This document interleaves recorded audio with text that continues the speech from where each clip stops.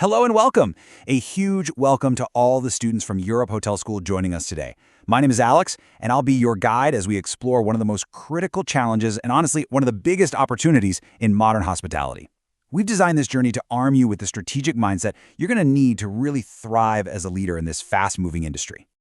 So let's just start with a quick reality check. Think about it. In today's market, how long does a sales plan actually stay relevant?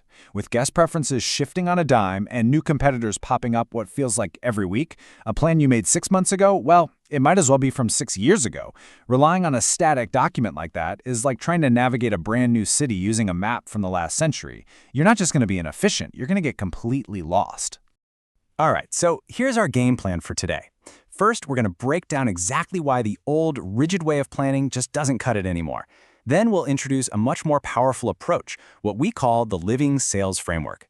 We'll dive deep into its 3 core pillars. That's market awareness, structured flexibility, and aligned execution. And we'll wrap up by looking at how you, as a leader, can really bring this whole framework to life in your team. Okay, so let's start by digging into that core problem. A static sales plan, it isn't just a missed opportunity, it's a serious liability.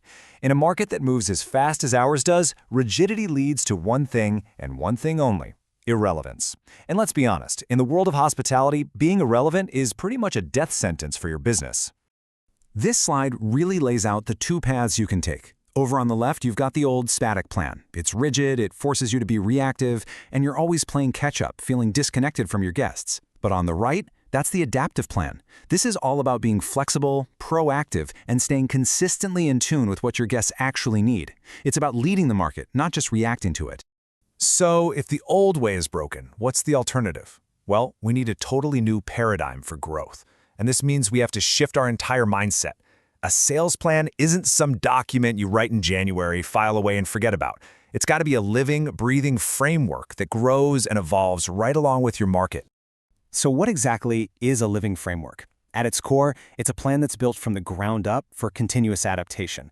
But listen, this isn't about creating chaos. It's actually about finding that perfect balance between having a stable, strategic foundation and having the tactical flexibility to pivot whenever the market shifts. You know, think of it like a strong anchor holding your ship in place, but with a really long chain. You're secure, but you still have the freedom to move with the tide.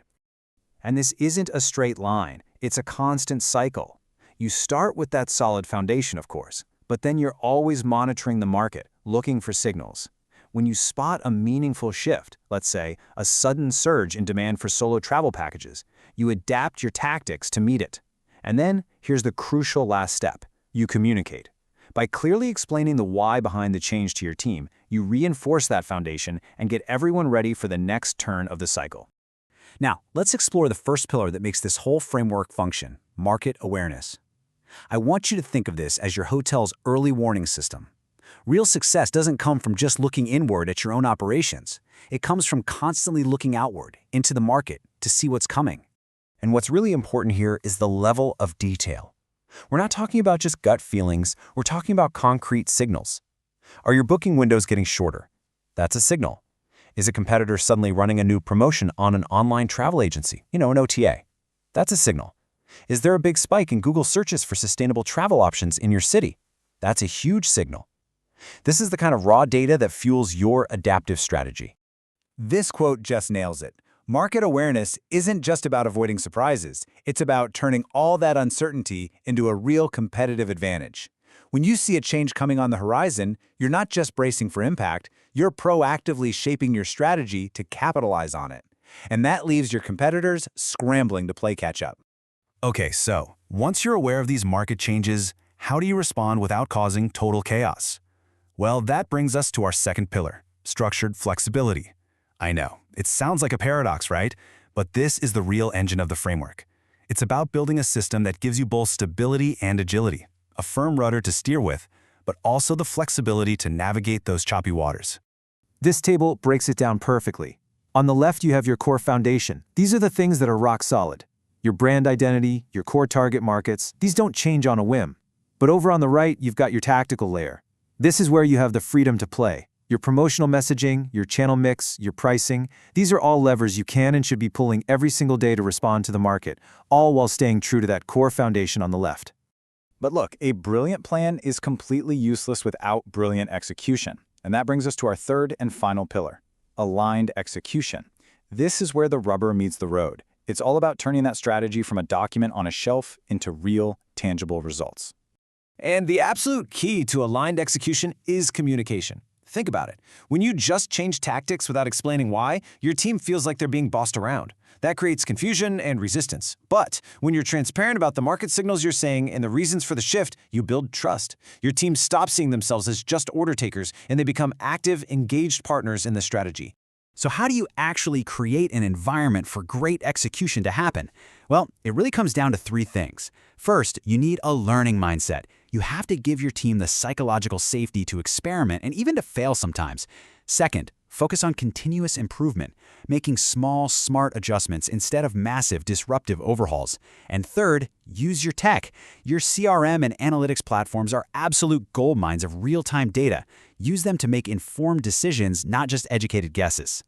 Now, ultimately, all of this comes down to leadership. A living framework isn't some algorithm you can just program and walk away from. It's a culture, and that culture starts at the top, with you. As a future leader, it's your job to create an environment where your team feels not just able, but empowered to adapt and innovate. So what does this actually look like in practice? Well, you are the guide. You provide the clarity and the direction for the team. You have to balance that constant pressure to act quickly with the need to keep your team motivated and avoid burnout.